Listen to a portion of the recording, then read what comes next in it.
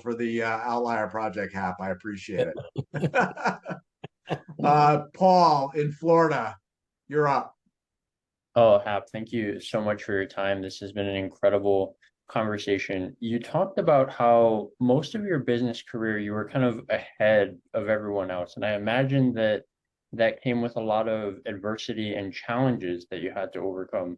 I'm wondering if you can share with us either the most scariest or the toughest challenge that you had to overcome, and what was the most impactful lesson that you learned from it? Well, if, a number of entrepreneurs, you'll know there's probably never one that stands out. That it's a series of linked recoveries as you try to go there. But the most difficult one, or one difficult one I can do is we had a roof collapse in our factory, and what happened was I'd worked all winter long, and raising money is horrible. Too much work, takes too long, and takes you away from doing your job.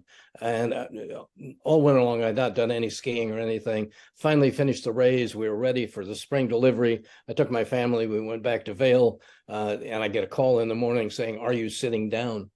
And I said, "Well, yes." And I said, "Well, the roof of the factory's caved in." I said, "Was this literal or figurative?" And he said, "No, it's literal. What happened is, water came in, it collected on the roof. It was so heavy, it split all the glue lam beams. All the water came in, it fried the computers. We can't go into the factory because the fire department won't let us do that. So we can't take any product out there. We have orders to deliver, but we don't know where they're going to be. What are we going to do?" So, I mean, the first thing I did is go skiing for a day, partly because I couldn't get back that day, and that was going to be my one day for the weekend. And then because I'd had enough experience, I just believed we were going to succeed. I didn't know if the insurance company was going to reimburse us or not. That always ends up in a negotiation. But I went out and told the fabric people, we're going to be reimbursed, so just send us some more material, put us at the head. I had our salespeople go out to our customers and say, "We sent you a copy of the orders that we're going to do. Could you just send it back to us so we can confirm? And oh, by the way, we're going to be a little late with some of the things we're going to do." And I went up to the University of California, got a bunch of computer science gurus, geeks, whatever, and had them come down and just go through, see what they could make out of the computer that had been fried to be able to do that. At night, when the fire department wasn't around or looking, we had a SWAT team that went in and got product out that we took out that we could, so that we could ship some things to be there.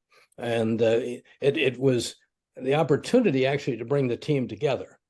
And everybody thought about it a great way. We, at the end of the time, we gave out pencil holders or something that are inscribed with pictures of a broken glue lam beam saying, "Thank you for what you did."